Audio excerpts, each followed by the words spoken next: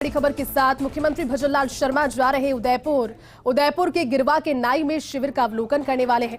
दरअसल विकसित भारत संकल्प यात्रा शिविर का अवलोकन करेंगे सीएम भजनलाल शर्मा और उसके पश्चात राजसमंद के नाथद्वारा के बिलोता में जाएंगे और विकसित भारत संकल्प यात्रा शिविर का वहां भी अवलोकन करेंगे। तो आज मेवाड़ के दौरे पर राजस्थान के सूबे के मुखिया भजनलाल शर्मा विकसित भारत संकल्प शिविर जिसका अवलोकन करने के लिए जाएंगे। और आपको ज्ञात होगा कि जब प्रधानमंत्री नरेंद्र मोदी जयपुर प्रवास पर थे और जयपुर प्रवास के बाद में जब वो निकले दिल्ली पहुंचकर सबसे पहले उन्होंने विकसित भारत संकल्प यात्रा के लाभार्थियों के साथ बातचीत की थी और उससे वीडियो कॉन्फ्रेंसिंग के जरिए राजस्थान के मुख्यमंत्री भजनलाल शर्मा भी जुड़े और साफ तौर पर प्रधानमंत्री नरेंद्र मोदी ने निर्देश सभी को दिए थे कि जो दायरा है लाभार्थियों का उसको बढ़ाया जाए, अंतिम छोर तक बैठे व्यक्ति तक इस तरह से केंद्र सरकार की योजनाओं का लाभ पहुंचे, ये सुनिश्चित करने के लिए विकसित भारत संकल्प यात्रा पूरे देश भर में शिविरों के तौर पर आयोजित की जा रही है, जिसमें अलग अलग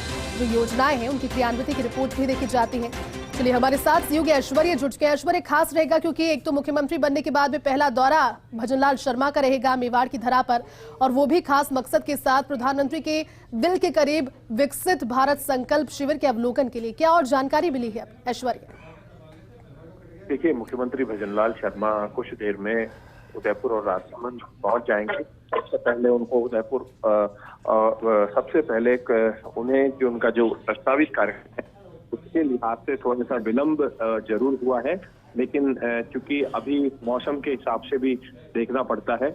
ओवरऑल जो उनका कार्यक्रम है उसके तहत सबसे पहले वो डबोक पहुंच रहे हैं और डबोक से नाई जगह है गिरवा उदयपुर के पास में, वहां पहुंचेंगे। वहां से बिलोता और बिलोता जो कि नाथद्वारा में है वहां पहुंच जाएंगे। तो सबसे पहले उदयपुर और उसके बाद राजसमंद, इस तरीके से दो कार्यक्रमों में वो पहुंचेंगे और दोनों ही विकसित भारत संकल्प शिविर जो है वो कार्यक्रम है। इन कार्यक्रमों के बाद शाम को वापस लौटने का कार्यक्रम है। अभी आवास पर जन सुनवाई में लोगों से मेल मुलाकात की है, बड़ी संख्या में आज भी लोग उनसे मिले हैं, अधिकारियों ने मुलाकात की है। यूआर साहू डीजीपी की मुलाकात को आईपीएस की अगली सूची से जोड़कर देखा जा रहा है कि आईपीएस की अगली सूची आने को है, उसी के मद्देनजर मुलाकात हुई है, इसे जोड़कर देखा जा रहा है। और उनके अलावा सेना के अधिकारी उनसे मिले हैं। बहरहाल आज का ये कार्यक्रम है और आगामी दिनों में विकसित भारत संकल्प यात्रा जो 25 तक चलेगी, इसे सफल बनाने पर इनका पूरा फोकस रहेगा। ऐश्वर्य, विकसित भारत संकल्प यात्रा की है अगर बात करें तो राजस्थान में इलेक्शन से और इलेक्शन के पश्चात बाकी राज्यों की तुलना में देरी से शुरू हुई, लेकिन परफॉर्मेंस गजब का रहा और इस चीज का जिक्र प्रधानमंत्री ने भी किया जब हाल ही में एक प्रेस कॉन्फ्रेंस के जरिए लाभार्थियों के साथ उन्होंने बातचीत की थी। मुख्यमंत्री भजनलाल शर्मा भी जुड़े, निर्देश भी दिए और पीठ भी थपथपाई अब तक के परफॉर्मेंस के लिए राजस्थान की। देखिए, विकसित भारत संकल्प यात्रा को लेकर जिस दिन मुख्यमंत्री बने थे भजनलाल शर्मा, उसी दिन उन्होंने पहली बैठक ले ली और पहली बैठक लेते ही उन्होंने यही बात कही थी कि इस पूरी यात्रा को, ये जो कार्यक्रम है, इसे सफल बनाया जाना है। कोई भी पात्र व्यक्ति नहीं छूटे, जो भी पात्र व्यक्ति यदि कहीं छूटता है तो जिम्मेदारी अधिकारियों की होगी और रोजाना मॉनिटरिंग की जाए। रोजाना हर एक शिविर से रिलेटेड जानकारी सीएमओ में पहुंचे कि कितने लोगों को लाभ दिया गया है योजनाओं का और कितने लोग अभी वंचित चल रहे हैं, और उसकी पूरी रिपोर्ट पीएमओ तक जाती है और पीएमओ भी इस चीज को लेकर वॉच रखता है और कहां पर सर्वाधिक संख्या में लाभार्थी हैं, कहां पर कम लाभार्थी हैं, कहां क्या स्थिति है, तमाम जानकारी उनके पास नियमित तौर पर पहुंचती है। और ये जो कार्यक्रमों में उनका जाने का मकसद है वो ये भी होता है कि वहां पर मौके पर पहुंचकर जहां पर की विकसित भारत संकल्प यात्रा होती है वहां पर जाकर पूरा फीडबैक ले लिया जाए, क्षेत्र की क्या स्थिति है और पिछली सरकार कौन कौन से ऐसे कार्य थे वो नहीं करवा पाई या कौन से कार्य है जो उससे पहले जो भारतीय जनता पार्टी की सरकार थी उसमें अधूरे रह गए थे, उन्हें पूरा करवाया जाना है। कार्यकर्ताओं की क्या डिमांड है, कार्यकर्ता क्या चाहते हैं, आम जनता क्या चाहती है, उनकी समस्याएं क्या है, व्यापक स्तर पर कौन सी समस्या को कैसे निपटारा किया जा सकता है। और उसके अलावा जनप्रतिनिधियों से संवाद, क्योंकि जनप्रतिनिधियों की भी अपने क्षेत्र की व्यापक डिमांड होती है, उन डिमांडों को पूरी करने को लेकर भी उसका फोकस रहता है।